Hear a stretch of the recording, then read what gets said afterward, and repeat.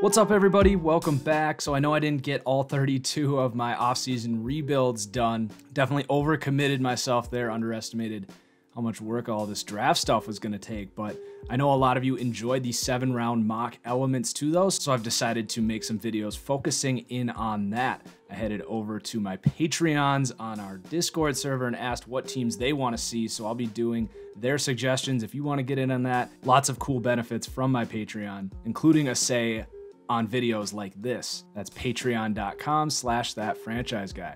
So let's get into it here. Bills picking 12th in the first round. Now, they've been trying to move up to number 2. Personally, if I'm the Bills, and by the way, I am doing this draft as if I were picking for the Bills, I don't want to move all the way up to 2 if I can't get Sam Darnold. The asking price is going to be too much moving up from 12. So that said, I do still think a trade up is not a terrible idea here for the Bills. They definitely need a quarterback. So instead of moving up to 2, I'm going to move up to number 7 and take Josh Allen. Now, I think there's a decent chance he falls here to 7, and he's very polarizing. Some people hate Josh Allen.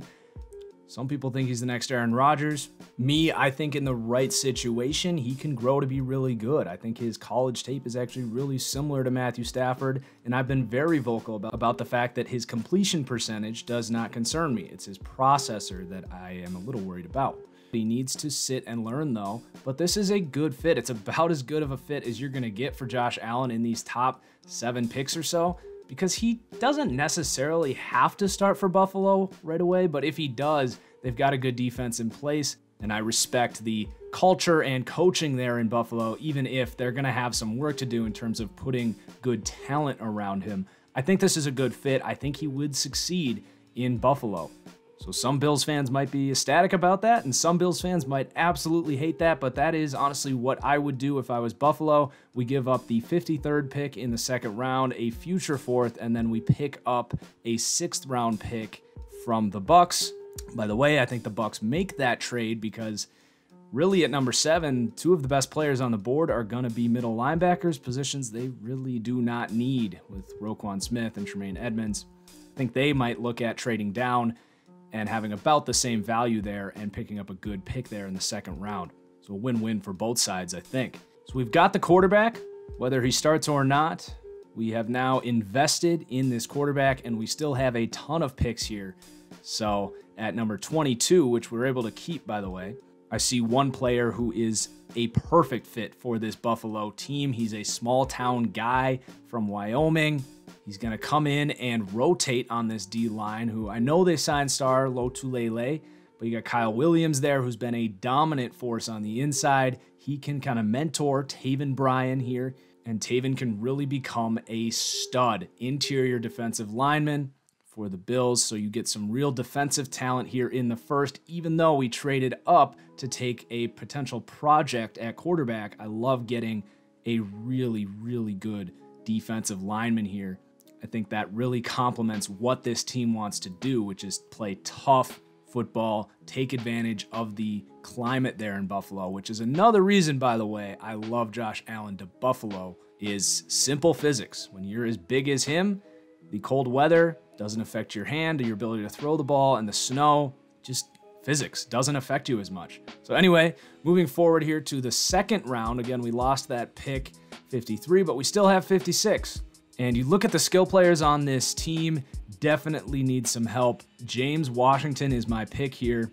I would love to see Anthony Miller or Michael Gallup here, but this is kind of late in the second round. I'm not sure either of those guys are still going to be there, but James Washington is going to come in. He can start in the slot. He can play outside if he needs to. If you go back and watch what I said about James Washington in my receivers video, he really fits in with what a new quarterback here is going to need, and really gives this offense a go-to target. I don't necessarily think he has the upside of a true number 1 receiver. I think he actually plays a lot in the slot, but just sure hands, really good route runner, great with the ball in his hands. I love the fit. And again, just another big guy that's tough to bring down at that receiver position. He blocks, really complements everything this team wants to do. And we're gonna stay on that track here of making this team kind of a throwback. So with the 65th pick in the third round, we're going to take Kalen Ballage. Massive power back with some speed, David Johnson type of upside with his athleticism.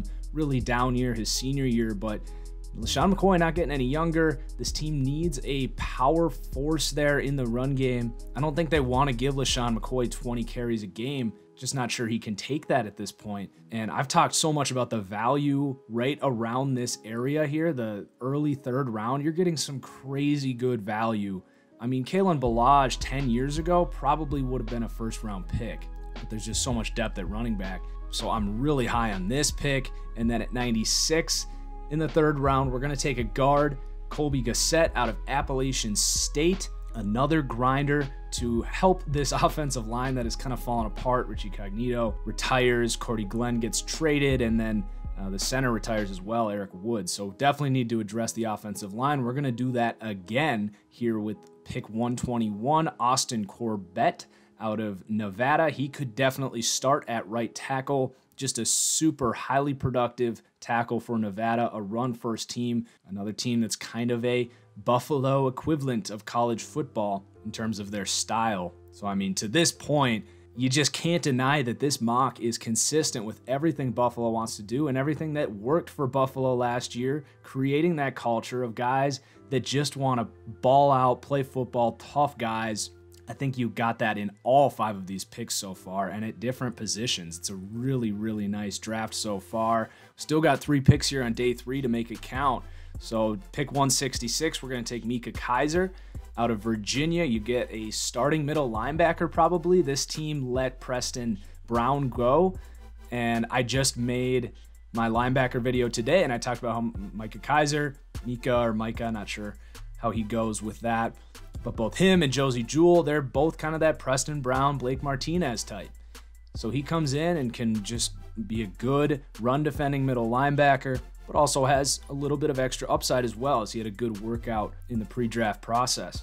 But another smart, tough football player, sticking with the theme. And then another great fit here at 187. How about Kevin Tolliver, former teammate of your recent superstar, Tre'Davious White out of LSU. You get a big, lengthy project corner. You put him here with this good Buffalo D-backs coach, this good Buffalo defensive secondary. Look at what has happened with the D-backs on this team. Everyone seemingly has worked out. So you are allowed to take a more of a project guy like Kevin Tolliver, who's not a freak athlete, but he's a big, lengthy corner, which is in high demand, and it's hard to find a starting big corner in this league. Good fit too. You know, you got Vontae Davis, Leonard Johnson. Doesn't have to start Kevin Tolliver. You can sit him and just coach him up, make him a good corner. So again, just an A+ home run pick there. And then at 202, this is just an extra pick we got from Tampa. Everything to this point has been kind of a beefy pick, kind of a culture fit type of thing like I've been talking about. But now we're going to take a little bit more of a flyer on a flyer, Marquez Valdez-Scantling out of USF. And I actually have an undrafted grade on him, but he's fast. He can stretch the field, and you pair him with Josh Allen. Just something that defenses are going to have to keep in mind if Scantling gets on the field. It's rare to get that kind of speed late in the draft, but he's available, 4.3 type of speed. Really good pairing.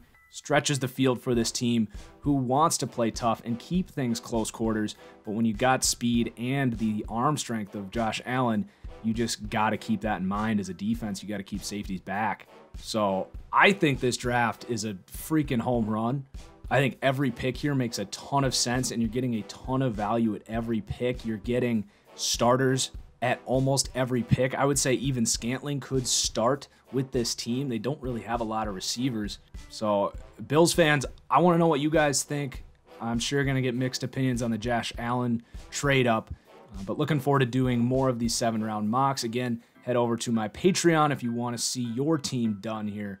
Follow me on Twitter at TFG_football. I'll be doing live reactions as the draft happens. Might even do live video reactions to each first round pick at least. Draft's a week away, baby. Can't wait. Cheers, everyone. We'll see you for the next one.